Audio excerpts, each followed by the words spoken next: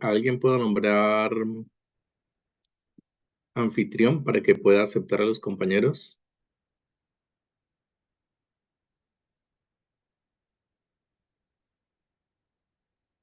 Mariana, bueno,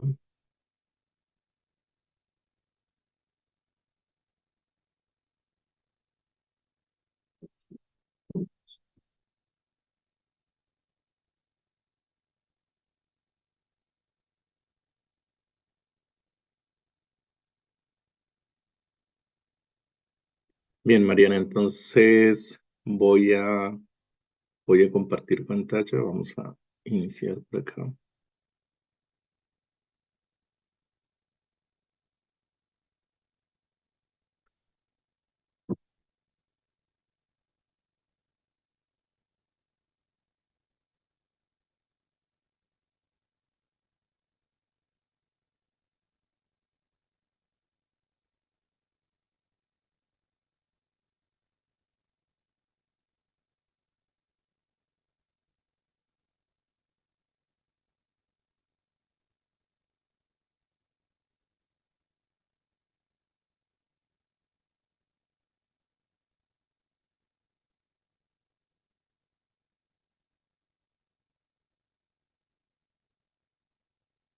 Bien, Mariana, ¿me podrías permitir compartir la pantalla?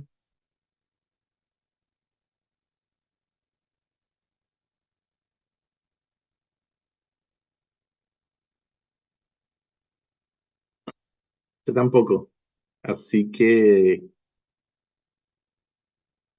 creo que deberías buscarme y,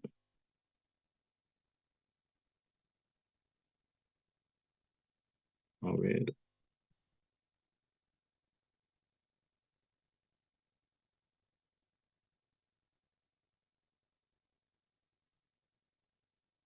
no te escucho, a ver, sí, perfecto. Bien, ¿se ve?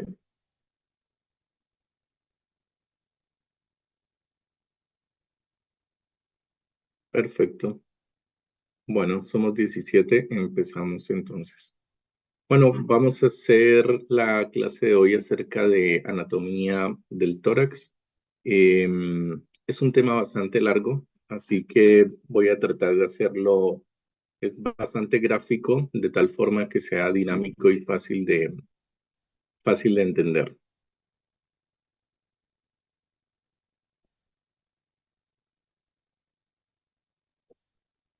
Vamos a quitar esto. Bien, perfecto. Entonces vamos a hablar sobre el tórax.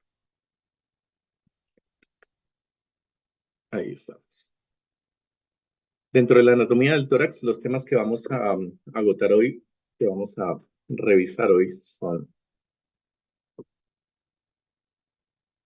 la pared torácica, el compartimento pleural y el compartimento mediastínico. Y de cada uno vamos a hacer un breve recuento sobre las estructuras que contiene.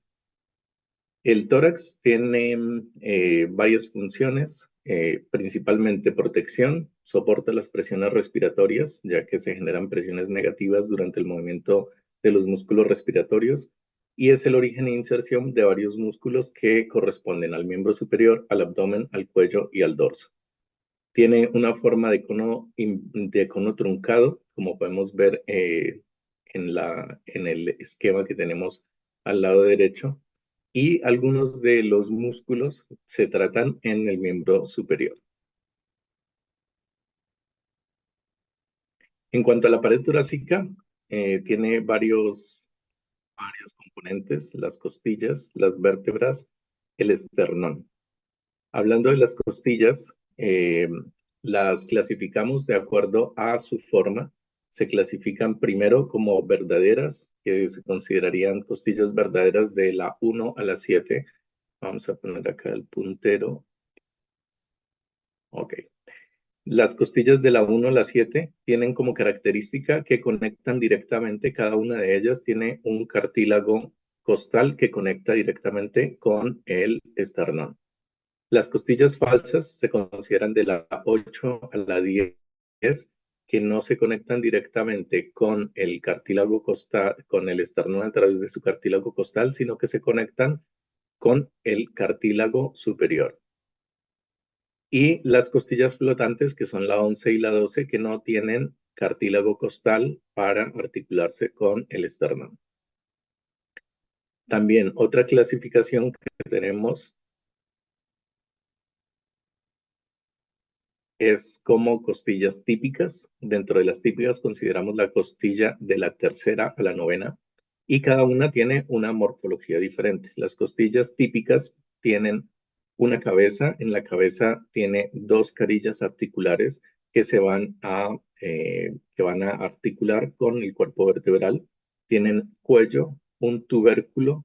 En ese tubérculo tenemos una carilla articular para la apófisis transversa de la vértebra con la que se articulan, un ángulo, y son aplanadas de afuera hacia adentro. Entonces, en la parte inferior tienen el surco costal por el que corre el paquete vasculonervioso. Las costillas atípicas tenemos varias, que son la primera, la segunda, la décima, la 11 y la 12. La primera y la segunda son estas que tenemos acá en esta figura. Tienen como característica que son aplanadas de arriba hacia abajo y tienen algunas diferencias con las costillas típicas. Además de ser aplanadas en una forma distinta, solamente van a tener en la cabeza una carilla articular, solamente se articulan con una de las vértebras. En el tubérculo no tienen una carilla para articularse con la apófisis transversa, no tienen ángulo tampoco y son en forma de arco. La primera costilla tiene algunas inserciones para el músculo subclavio, el escaleno anterior, el escaleno medio y la segunda costilla para el músculo serrato, para el serrato anterior y para el escaleno posterior. Las siguientes costillas atípicas que tenemos son la 10 y la 11. La costilla 10, la 11 y la 12 tienen como característica que solamente tienen una carilla articular, no tienen las dos carillas articulares de la costilla típica, y la 11 y la 12 no poseen ni cuello ni tubérculos. Para evaluar las costillas desde el punto de vista de las imágenes, la primera forma que tenemos y la que casi siempre usamos es la radiografía de tórax. Acá en esta radiografía de tórax la observamos, tenemos una radiografía de tórax frente y una radiografía de tórax perfil, en la cual vamos a observar la primera y la segunda costillas, que son aplanadas de arriba abajo, las costillas típicas, que son aplanadas en sentido antero-posterior, y más abajo se pueden observar solamente en las radiografías de parrilla costal, se logran ver bien o en la columna lumbar, solamente se logran ver bien las costillas flotantes. Desde la proyección lateral de la radiografía también podemos ver los arcos costales, y esos arcos costales se llaman arco costal posterior, arco costal anterior, y tenemos que observarlos en lo posible en todos sus bordes y asegurarnos que estén indemnes en una radiografía. Los siguientes huesos que hacen parte de la pared torácica son las vértebras. Las vértebras son las vértebras torácicas. Tenemos también vértebras torácicas típicas y vértebras torácicas atípicas. Acá tenemos una vértebra torácica típica que corresponderían a las vértebras tercera a la novena. Estas tienen un cuerpo que lo podemos ver acá visto desde arriba o en una visión lateral. Tenemos el pedículo, que son estas áreas que se conectan con el cuerpo. Tenemos las láminas, que son las que conectan los pedículos y las apófisis transversas con la apófisis espinosa. Tenemos las apófisis transversas y la apófisis espinosa. Es importante fijarnos acá que en la vértebra típica tenemos una carilla o una fosita, que es la carilla articular que va a articularse con la costilla, con una parte de la costilla correspondiente. Y esta fosita costal inferior, que corresponde a la segunda carilla que tenemos, en la costilla. Las costillas tienen, como ya habíamos visto, dos carillas articulares vertebrales, que son una superior y una inferior, que corresponden a la vértebra superior e inferior con las que hacen contacto. Y en el tubérculo tenemos, en el tubérculo de la costilla tenemos esta fosita que corresponde a esta fosita de la apófisis transversa. Acá entonces tenemos una triple articulación de la costilla con la vértebra torácica típica. Tenemos con la vértebra superior, con la vértebra inferior y con la apófisis transversa.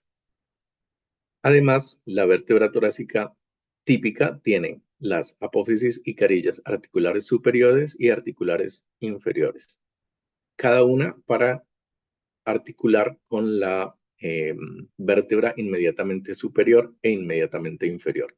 Es importante la dirección en la que aparece la apófisis espinosa. Acá tenemos una dirección oblicua hacia abajo.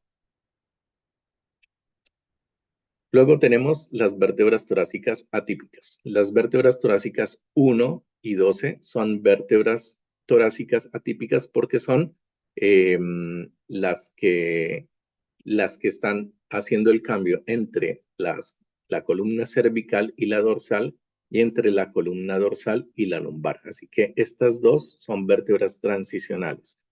Y la costilla 2, la 10 y la 11 tienen como característica, acá observamos la costilla, la vértebra 10 y la vértebra 11, tienen como característica que no presentan las dos carillas articulares superior e inferior que vemos en las vértebras típicas, sino que solamente presentan una. Como ya habíamos visto, las costillas que son atípicas, las inferiores, también solo presentan una carilla articular.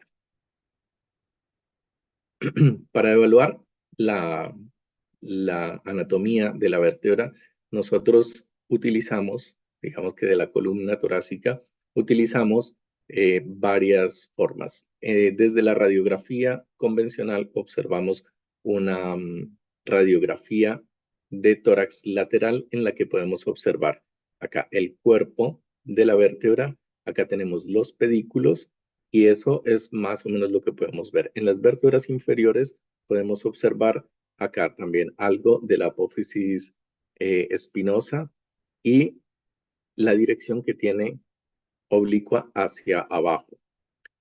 También lo podemos observar, digamos que acá en la vértebra, en la radiografía de lateral o en la radiografía, en este tipo de radiografías que son enfocadas en el tórax, lo que nosotros podemos observar, que es muy característico y es importante valorarlo, es la densidad que observamos acá en cada uno de los cuerpos. Si ustedes observan acá, estos cuerpos se ven más densos. En radiología convencional los llamamos como radiopacos. Quiere decir que se ven más blancos.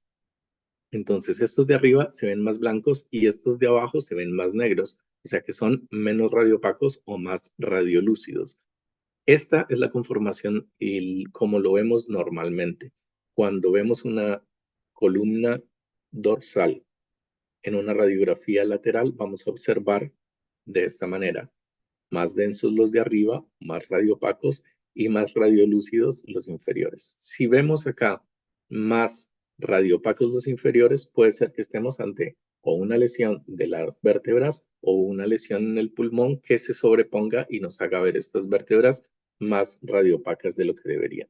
Esta es una radiografía de tórax lateral. Ahora, también tenemos las radiografías específicas para evaluar la columna dorsal, en las que podemos observar, acá lo único que varía es la técnica que se utiliza y la proyección, pero principalmente la técnica radiológica, el voltaje que le da el técnico al momento de tomar la radiografía. Y acá observamos que se ven mucho mejor los bordes. Esta no es una radiografía de tórax frente, sino que es una radiografía de columna dorsal y nos permite ver claramente los cuerpos vertebrales y acá laterales, esto que se ve como oval, estas dos óvalos laterales corresponden a los pedículos.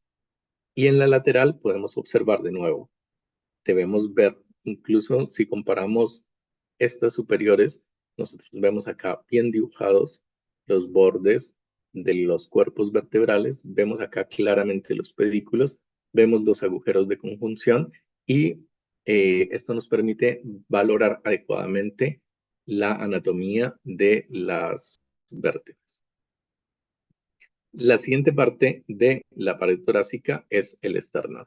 El esternón tiene varias partes, se divide en tres partes. El manubrio, que corresponde a esta parte superior, el cuerpo, que es la parte media, y la apófisis sifoides, que es la parte inferior.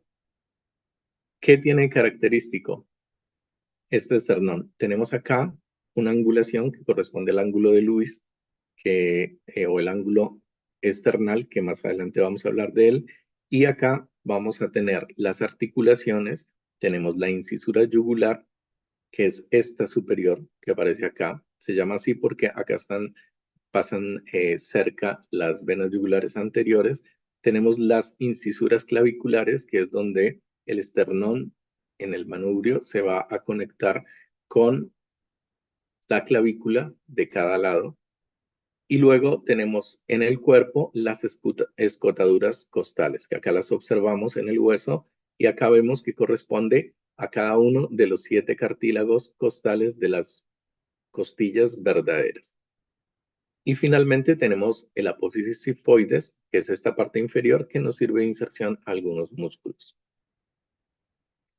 Como les decía, tenemos el ángulo de Lewis o el ángulo esternal. El ángulo de Lewis es el nombre antiguo que se le daba, que nos corresponde a, siempre lo vamos a tener más o menos a la altura de la vértebra torácica cuarta, de la parte inferior de la vértebra torácica cuarta, y es importante porque nos sirve como punto de referencia de varias situaciones, tanto anatómicas como clínicas.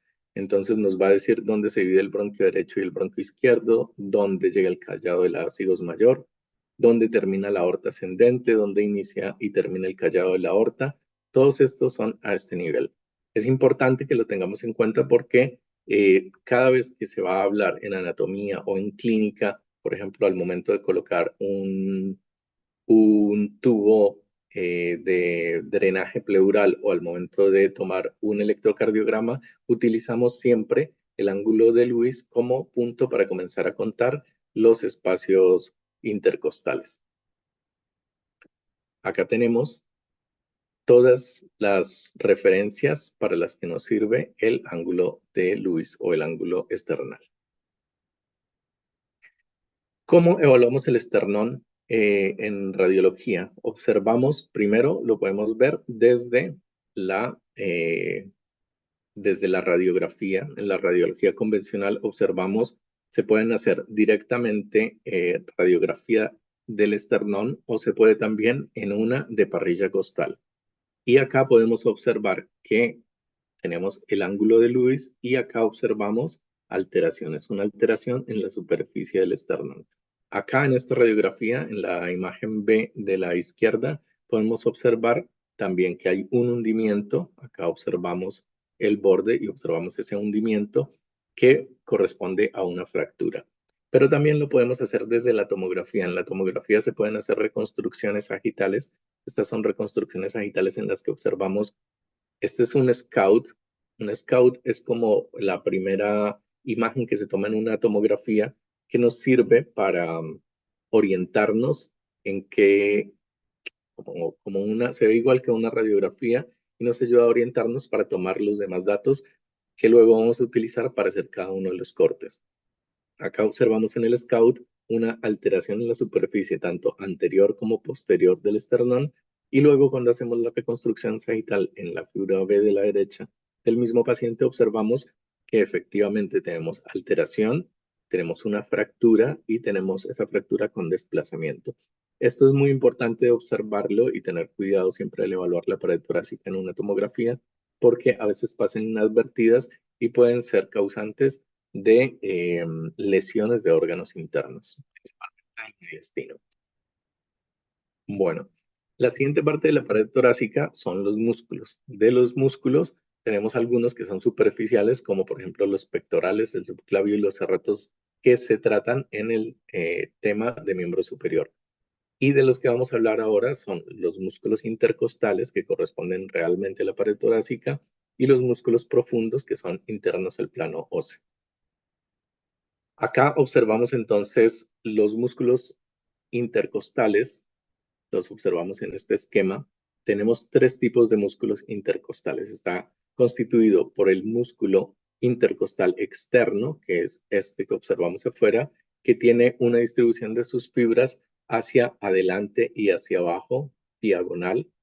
Luego tenemos el músculo intercostal interno, que tiene también hacia abajo, pero hacia atrás, la dirección de sus fibras. Y luego tenemos por dentro el músculo intercostal íntimo, que tiene la misma dirección de las fibras que el músculo intercostal interno. Y posteriormente, digamos que en la parte anterior, la continuación de estos músculos corresponde a la membrana intercostal externa, que está a nivel de los cartílagos costales. Es importante saber que el paquete vasculonervioso, que ya habíamos visto que corre por la parte inferior, por el surco costal, está entre el músculo intercostal interno y el íntimo. Y acá observamos digamos, el paquete vasculonervioso corresponde a vena, arteria y nervio, que para una mnemotecnia, para recordarlo, siempre es como van de arriba hacia abajo. V, A y N, vena, arteria y nervio. Los otros músculos que corresponden a la pared del tórax son los músculos elevadores de las costillas. Estos están en la región posterior y vienen desde la apófisis transversa y se van a unir a la costilla que está justo por debajo. Entonces, estos nos van a ayudar, son músculos accesorios de la respiración que nos ayudan a elevar la costilla y tienen dos haces. Uno que es corto, que va hasta la costilla siguiente y el otro que es largo que va a la subsiguiente. Entonces todos tienen dos haces. Y por último tenemos el músculo más profundo que está por debajo del plano óseo y está justamente en la parte anterior por detrás del esternón y de los cartílagos costales. También es un músculo accesorio respiratorio. Todos ellos nos van a ayudar al movimiento de la respiración y van a colaborar al movimiento costal durante la respiración, que va a ser realizado principalmente por el diafragma. Bien, el tórax, que tiene una forma, como ya habíamos dicho, de cono truncado, tiene dos aperturas, una apertura torácica superior y una apertura torácica inferior. En la apertura torácica superior tenemos varias paredes. Digamos que los bordes de esta apertura, que lo tenemos acá dibujada con un borde rojo, tenemos en la pared posterior o el borde posterior corresponde a la vértebra torácica 1. El borde lateral corresponde al borde interno de la primera costilla. El borde anterior corresponde al manubrio esternal. Y el contenido, vamos a tener la tráquea, el esófago, vasos y nervios. Todo lo que va y viene hacia el cuello y miembros superiores. La apertura torácica inferior, acá la observamos, es muy amplia y está acá dibujada en este esquema el borde con rojo. Y tiene también varios componentes, varios bordes. El borde posterior corresponde a la vértebra torácica 12, a la parte anterior del cuerpo de la vértebra torácica 12. El borde lateral corresponde a la 11ª y 12ª costillas. El borde anterior corresponde al apéndice sigmoides y el contenido es el diafragma, y en el diafragma es importante tener en cuenta los hiatos esofágico, aórtico y venosos, que los vemos acá en este esquema. Acá observamos que el diafragma es un músculo plano que tiene un centro que es tendinoso, una parte externa, un borde que es el que nos va a generar la contracción de ese músculo, y en medio de sus fibras tenemos el hiato esofágico, el hiato para la vena cava inferior, acá vemos el hiato para la aorta y hiatos para otros vasos y nervios. Luego de haber visto la pared torácica, vamos a hablar del compartimiento pleural. El compartimiento pleural, que sería este que vemos acá, es justamente el compartimiento en el que se encuentran las dos pleuras. Y son dos compartimientos laterales, uno a la derecha y uno a la izquierda. Esta cavidad está revestida por la membrana pleural. Acá en este esquema es una forma fácil como para ayudar a entender cómo está la disposición de las capas pleurales. Si nosotros, como tenemos en este esquema, tuviésemos un globo que no está completamente inflado y empujamos dentro del globo nuestro puño, veríamos que nos va a quedar una capa en contacto con nuestro puño y una capa externa que queda por fuera. Más o menos, acá tenemos un pulmón que está parcialmente colapsado. Ese pulmón nos va a ayudar a entender si está colapsado. Vamos a tener una capa que está pegada al pulmón que correspondería a una capa interna. Esta capa interna que en el ejemplo estaría alrededor del puño. Tendríamos esta capa externa que está adosada a la pared. Es una capa externa pleural que sería la pleura parietal. Y luego tendríamos unos lugares donde se unen esa pleura visceral y la pleura parietal, que serían estos recesos. Si nosotros tenemos ese pulmón expandido, como es en una persona normal, vamos a observar exactamente lo mismo. Ahí vamos a entender que tenemos pegado, muy adherido al pulmón, vamos a tener la pleura visceral. Y muy adherido a las paredes, vamos a tener la pleura parietal. Y vamos a tener estos recesos. Esta cavidad pleural es una cavidad virtual que contiene una pequeña cantidad de líquido. Entonces tenemos la pleura visceral adosada al pulmón y la parietal adosada a la pared del tórax. Acá observamos, ya no tenemos un esquema como lo teníamos acá, sino como se vería este también es un esquema, pero ya de una persona, de un ser humano más cercano a lo normal. Acá vamos a observar esta parte que es más brillante, que correspondería a la pleura visceral. Esa parte es muy difícil de separar del pulmón y habría que disecarla para lograr separarla. Hace parte casi del pulmón. Y luego por fuera tendríamos la pleura parietal. Esa pleura parietal, en medio de estas dos estaría la cavidad pleural. Acá observamos los dos pulmones con su pleura visceral y por fuera la pleura parietal que está adosada a la pared del tórax. Esa pleura, dependiendo del lugar en donde se encuentre, cambia de nombre. No tenemos solamente el nombre de pleura visceral y pleura parietal, así se llaman, pero además cada una tiene una parte dependiendo del lugar donde está. Tenemos la pleura diafragmática, que correspondería a esta parte inferior, la que está en contacto con el diafragma.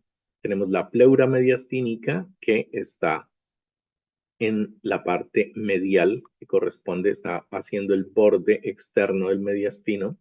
Luego tenemos la pleura costal, que es la que tenemos en contacto con toda la pared costal, la pared torácica externa, y esta que se llama cúpula pleural o antes llamada pleura cervical, que es la parte superior. La van a encontrar de las dos formas.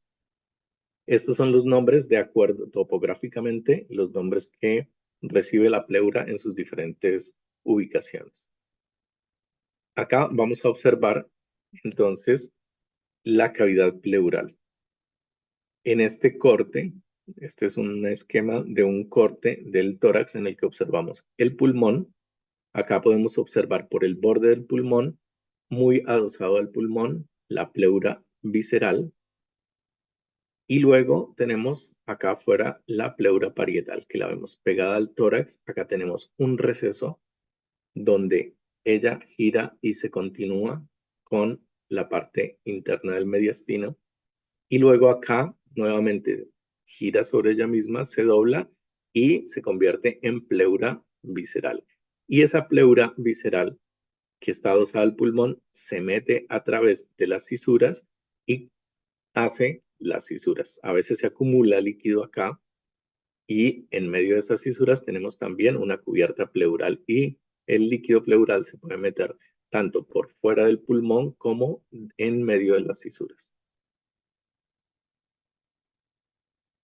Además de la cavidad pleural y de la pleura, tenemos la fascia endotorácica. Este es un esquema en el que observamos, muy similar al que hemos visto antes, en el que observamos los músculos intercostales externo, interno e íntimo, el paquete vasculonervioso, la costilla superior, la costilla inferior. Acá vamos a tener el pulmón con su pleura visceral. Luego tenemos la pleura parietal y por fuera de la pleura parietal tenemos la fascia endotorácica, que acá está dibujada con amarillo.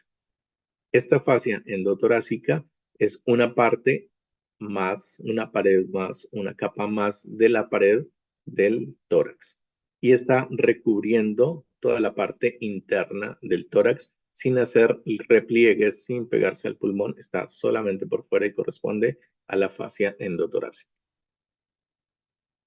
Acá podemos observar además los recesos de los que hemos estado hablando, que son los lugares en donde la pleura se dobla sobre sí misma y nos forma como unas, llamémoslo así, como unas esquinas, unos pliegues en los que solamente tenemos algo de líquido.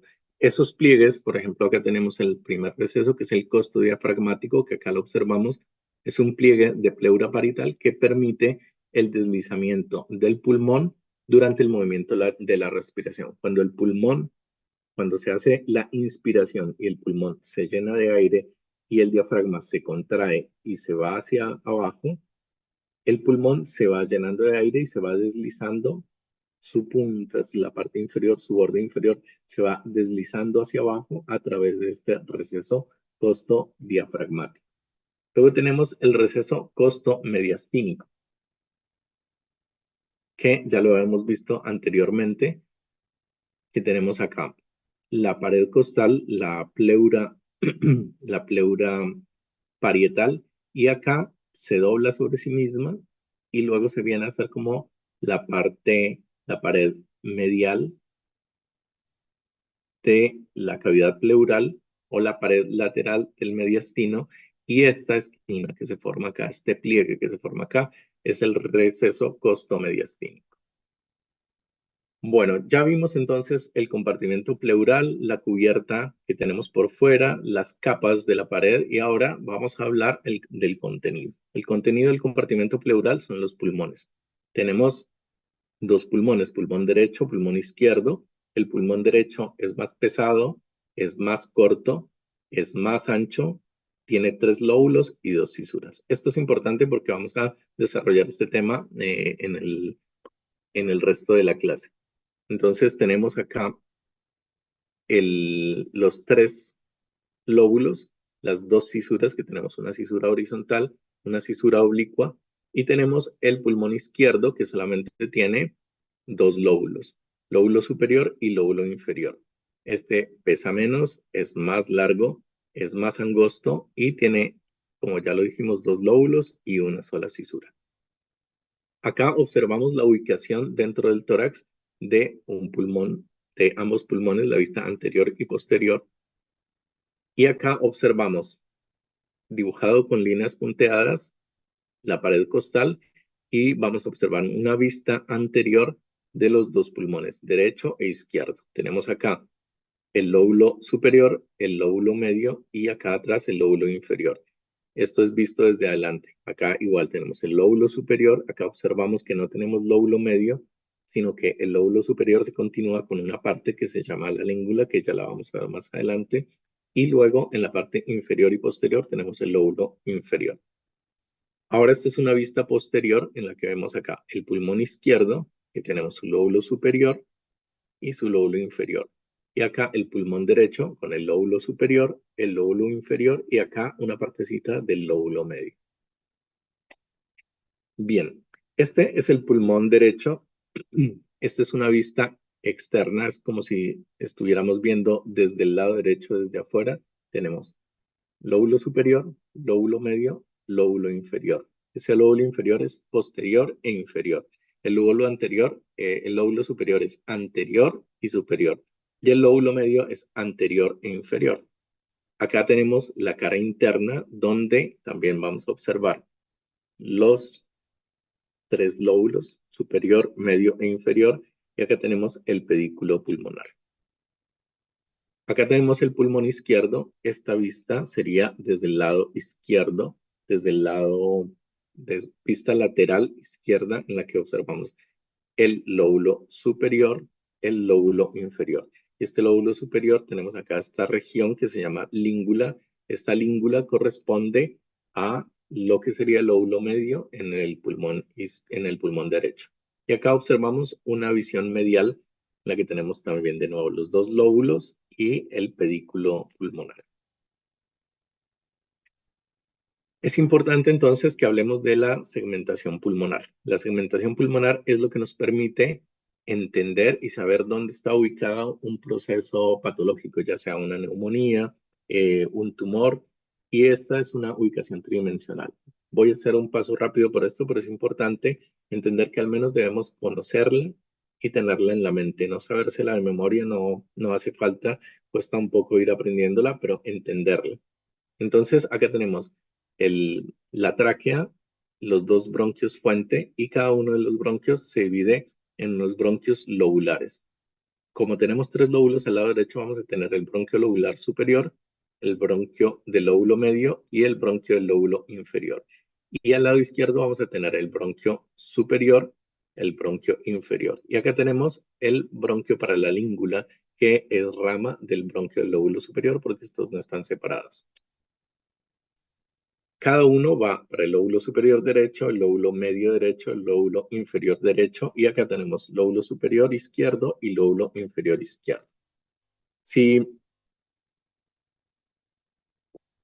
observamos, vamos a hacer acá, esto es esquemático para que veamos más o menos una ubicación en la radiografía, como tendríamos más o menos los lóbulos. Tenemos acá los dos lóbulos superiores, acá tendríamos el lóbulo medio, que estaría en gris, y acá tendríamos la língula, que hace parte del lóbulo superior izquierdo. Y acá, posterior e inferior, tendríamos el lóbulo inferior derecho y el lóbulo inferior izquierdo. El lóbulo superior derecho se divide en tres partes, que se llaman segmentos. El segmento apical, el segmento posterior y el segmento anterior. El lóbulo medio se divide en segmento lateral y segmento medial. Y si retiráramos esos que son del lóbulo superior y el lóbulo medio, los dejamos a un lado, vamos a observar acá debajo el lóbulo inferior derecho. Ese lóbulo inferior derecho tiene un segmento superior, tiene un segmento basal lateral, basal posterior, basal medial y basal anterior. Si los juntamos de nuevo, tendríamos la segmentación de esta manera. Ahora, vamos con el pulmón izquierdo. El pulmón izquierdo tiene en el lóbulo superior un segmento en el que se une el apical y el posterior y se llama ápico posterior. Corresponde a un solo segmento. Y el segmento anterior. Este no va a tener tres segmentos como al lado derecho, sino tiene dos. Luego, recuerden que acá no tenemos lóbulo medio, sino que el lóbulo superior se continúa y tiene esta parte que se llama segmento lingular superior y segmento lingular inferior. Ahora, si retiramos el lóbulo superior, nos va a quedar el lóbulo inferior, que estaría inferior y posterior, y ahí tenemos el segmento superior, el segmento basal posterior, basal lateral, y este que se llama basal anteromedial. Acá de nuevo, como en el ápico posterior, se unen dos, que sería el anterior y el medial, se unen generando el segmento basal anteromedial. Y tendríamos así la segmentación completa del pulmón. Acá tenemos vista el pulmón derecho, visto desde adelante, una visión anterior, y esta es una visión desde la región medial. Tenemos el lóbulo superior, el lóbulo medio y el lóbulo inferior con sus segmentos apical, posterior y anterior del lóbulo superior, el lóbulo medio lateral y medial, y el lóbulo inferior en el que desde medial vamos a ver el segmento superior, el segmento basal medial, basal anterior superpuestos, y acá basal lateral y basal posterior superpuestos. Si vamos al pulmón izquierdo, tenemos lo mismo, una visión anterior, en la que se ven todos superpuestos, y desde medial veríamos el segmento ápico posterior, el segmento anterior, el segmento lingular superior y lingular inferior. Y acá tendríamos el segmento superior, acá tendríamos basal anteromedial, recuerden que este es uno solo al lado izquierdo, y acá tenemos superpuestos el basal lateral y el basal posterior. Lo más importante es que lo veamos de vez en cuando, que cada vez que lo necesitemos lo repasemos y con el tiempo uno lo va entendiendo y lo va recordando fácilmente. Esta visión tridimensional a veces es difícil de recordar, pero mientras uno la entienda, no importa que tenga que ir a consultarla cada vez que la necesite. Bueno, ahora ya vimos la cavidad pleural, su contenido, y vamos a hablar un poco de los cilios pulmonares. Los cilios pulmonares corresponden un poco al mediastino, así que vamos a hacer acá como una parte que corresponde un poquito al mediastino y a la cavidad pleural. Los cilios pulmonares se encuentran a diferente altura. El derecho es más bajo que el izquierdo, y eso está dado también por la anatomía del pulmón. Deben tener la forma cóncava en las radiografías de frente. Así cuando nosotros tomamos una radiografía de frente, siempre deberíamos ver este ángulo y deberíamos ver acá la cisura. Deben ser de tamaño similar y deben tener una densidad similar en la radiografía de tórax. Acá tenemos el hilio pulmonar. Esta imagen es como para que recuerden que este es más bajo, que este es más alto. Y acá observamos los componentes del hilio pulmonar derecho, que estaría dado por el bronquio fuente. Luego acá tenemos la arteria pulmonar ascendente derecha, la vena pulmonar superior derecha, la vena pulmonar inferior derecha, que la tenemos por debajo de este bronquio intermedio. Acá nos da el del lóbulo superior, luego viene el intermedio, y por debajo está la vena pulmonar inferior derecha. Y acá tenemos la arteria pulmonar derecha. Y al lado izquierdo, este hilio está más alto. Tenemos la arteria pulmonar izquierda. Acá observamos que la arteria pulmonar cabalga sobre el bronquio. Tenemos el bronquio fuente. Y acá tenemos el tronco de la pulmonar, la vena pulmonar superior izquierda, la vena pulmonar inferior izquierda y la arteria pulmonar interlobar izquierda. Esto sería la anatomía grande, gruesa de los cilios pulmonares. Entonces vamos a continuar con el compartimento mediastínico. El mediastino es una cavidad virtual, corresponde, digamos que está limitado, lo observamos acá en este corte que ya hemos visto varias veces, está limitado por la pleura parietal medial. Como dijimos, esta pleura parietal se viene por acá y nos genera el límite externo, tanto derecho como izquierdo, del mediastino. Y acá tenemos también la pleura parietal en la región posterior que nos termina de formar los límites laterales del mediastino. Existen varias clasificaciones de las divisiones del mediastino, así que les voy a hablar como de cada una de ellas y de la que más utilizamos nosotros. Felson tiene una que es basada en radiografía de tórax de perfil y él lo divide en mediastino anterior, mediastino medio y mediastino posterior.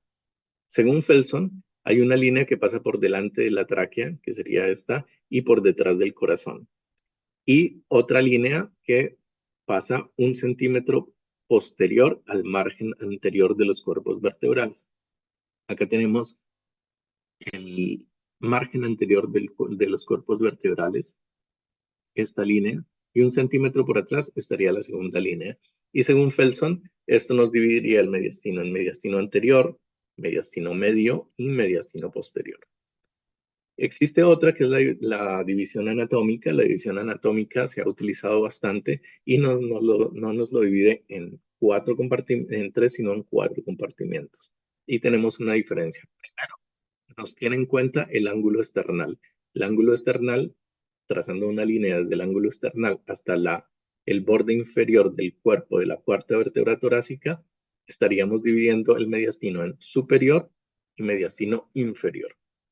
Y ese mediastino inferior tiene tres partes: anterior, medio y posterior. Pero no está dividido como en Felson por una línea que pasa por detrás del corazón, sino que la primera línea está por delante del corazón. Entonces, este mediastino que lo tenemos acá en azul, según la división anatómica, sería el mediastino anterior o prevascular, que está principalmente ocupado por grasa. El mediastino medio, que también es conocido como visceral, corresponde al corazón, y el mediastino posterior, si está dado por una línea que pasa igual que la de Felson, por un centímetro posterior al borde anterior de del borde anterior, y esta del borde anterior de los cuerpos vertebrales. Y este nos dividiría el mediastino posterior, que sería también llamado paravertebral. Y esta, que es la que actualmente se está utilizando más, que se basa en una clasificación internacional del grupo de interés en malignidad del timo, se clasifica como la anterior, como la anatómica, el mediastino anterior por una línea que pasa por delante del corazón, medio, el medio estaría limitado por esa línea por delante del corazón, y por la línea un centímetro por detrás del borde anterior de los cuerpos vertebrales, y luego la línea posterior sería el borde posterior de la pared torácica. Y no nos hace la subdivisión entre mediastino superior e inferior. Es importante porque se basa en tomografía, que actualmente la tomografía está siendo uno de los primeros métodos que se utilizan en la valoración de problemas de cáncer, de todos los tipos de cáncer. Nos permite hacer las estratificaciones, así que es el que más estamos utilizando. Tiene mayor facilidad para ser usado por múltiples especialidades, y la línea que pasa por delante de la tráquea y por detrás del corazón es importante porque es la que nos va a limitar estos dos compartimientos. Se llaman igual los tres compartimientos: prevascular, visceral y paravertebral, y el límite superior está dado por el opérculo torácico, que ya lo escribimos en las dos aberturas del tórax. El compartimiento prevascular, entonces, de este mediastino tendría un límite posterior, que sería la cara anterior del pericardio, y tiene timo, grasa, ganglios linfáticos y el tronco brachiocefálico. El compartimiento visceral tiene como contenido las estructuras vasculares del corazón, las venas, cava superior, la aorta ascendente, arco aórtico, torácica ascendente, pulmonar, intrapericárdica y conducto torácico. Y como estructuras no vasculares tenemos la tráquea, la carina, el esófago y los ganglios linfáticos. Y el compartimiento paravertebral contiene la columna dorsal y los tejidos blandos paravertebrales.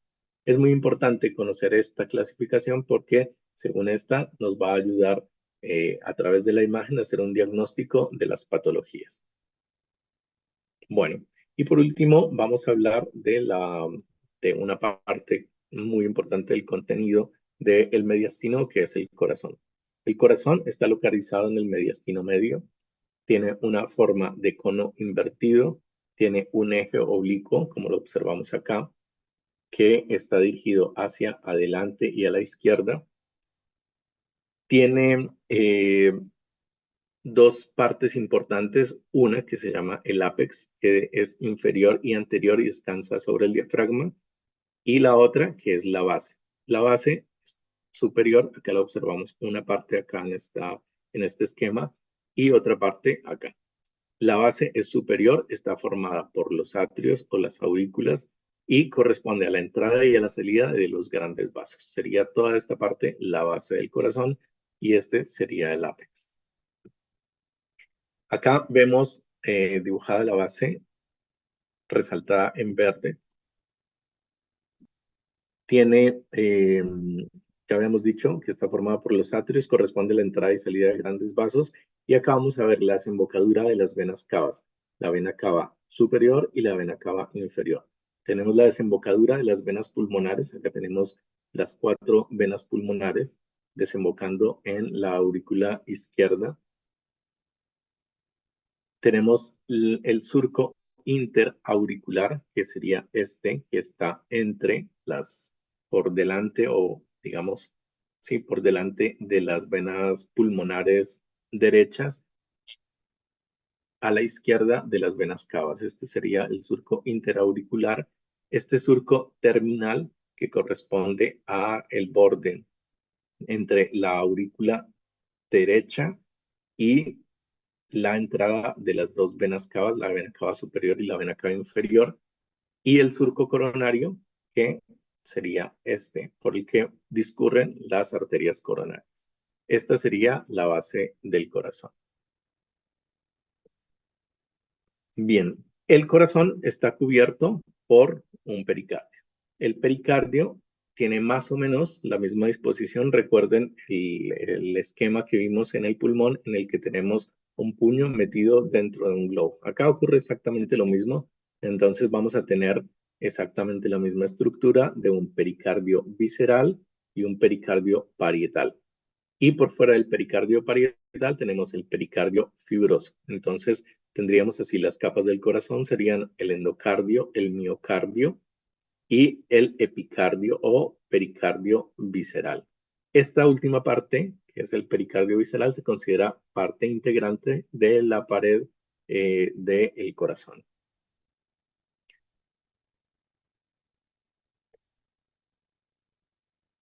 El corazón, como todos sabemos, tiene 4 cámaras, que son los atrios o aurícula derecha, aurícula izquierda, los 2 ventrículos, y tiene 4 válvulas. Tenemos 2 válvulas semilunares que corresponden a estas, que son la válvula semilunar aórtica, la válvula semilunar pulmonar y las válvulas atrioventriculares que corresponderían a la mitral y a la tricúspide. En radiografía es importante una línea que se llama la línea de Jefferson. Esa línea de Jefferson se traza entre el ápex del corazón hasta el bronquio, hasta la carina. Y nos va a separar esa línea, nos va a separar digamos que nos sirve para identificar las válvulas. Entonces las que quedan por delante y por arriba de esa línea son la válvula aórtica y la válvula pulmonar. Y las que quedan por debajo de esa línea serían la válvula mitral y la válvula tricuspidea. Y acá vemos la disposición, cómo estaría dibujado el corazón y sus 4 cavidades en una radiografía anteroposterior y en una radiografía lateral. Acá observamos la silueta cardíaca. La silueta cardíaca es importante porque si nosotros conocemos cada una de las partes del corazón, que son las que vamos a ver a continuación, vamos a poder identificar esta silueta cardíaca, que es importante en el diagnóstico de muchas patologías. Entonces, esa silueta cardíaca, que la observamos acá en esta radiografía, tiene 2 bordes, un borde derecho y un borde izquierdo. El borde derecho varía en algunos autores, pero digamos lo más aceptado corresponde. La parte superior es la vena cava superior y la parte inferior de ese borde corresponde a la aurícula derecha. Recuerden que acá tenemos la aurícula derecha. Y el borde izquierdo de la silueta cardíaca tenemos como 3 arcos. El arco superior corresponde al callado de la aorta, el arco medio corresponde a la arteria pulmonar. Recuerden que esta línea entre la arteria pulmonar y el tercer arco debe tener una forma cóncava porque es la que nos dibuja, como lo vemos acá, los 2 ilios pulmonares, que ya los habíamos visto, acá también los vemos, el izquierdo, acá esta línea dibuja el ilio y luego viene el ventrículo izquierdo. Si nosotros vemos eso con un esquema en el que vemos las cavidades y los grandes vasos, vamos a observar acá la vena cava superior, la aurícula derecha, la el callado de la aorta, la arteria pulmonar, que correspondería a este arco. Algunos autores dicen que la orejuela izquierda también haría parte de ese borde, pero otros no lo consideran y consideran directamente el ventrículo izquierdo como la parte inferior del borde izquierdo de la silueta cardíaca. Esto es muy importante, hay que conocerlo, hay que saberlo, porque uno de los estudios que más evalúa un médico general es una radiografía de tórax y hay que ver si si estas siluetas están bien o si están alteradas.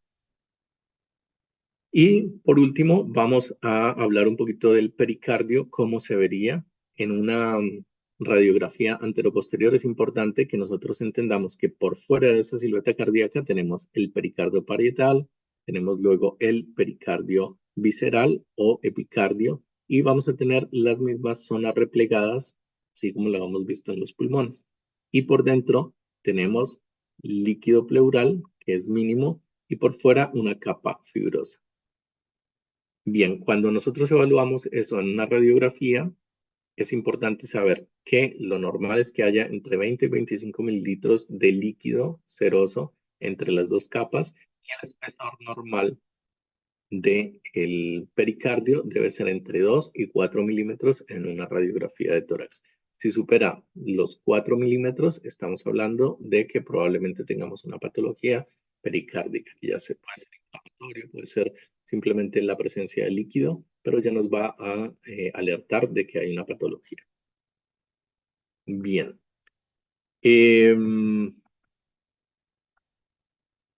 Bueno, estas son algunas metodologías diagnósticas que utilizamos cuando vamos a evaluar el tórax. Entonces vamos a evaluar la pared torácica, siempre evaluamos el situs, la localización, el tamaño y la forma del corazón. En la pared torácica siempre es importante ver si tenemos previas, vamos a ver si hay deformidades vertebrales que se pueden evaluar, si hay deformidades externales como que se llaman pectus, si es un pectus hundido, si es un pectus prominente, que serían pectus excavatum o pectus carinatum. Y estas pueden servir como signos de que haya alguna lesión miocárdica y se puede estar asociado, por ejemplo, a un síndrome de Marfan o un prolapso de la válvula mitral, cualquiera de estas lesiones. Y las deformidades costales, es importante en la radiografía fijarnos que las escotaduras, si tenemos escotaduras de los márgenes costales inferiores, con tortuosidad de las arterias, como vemos en esta radiografía.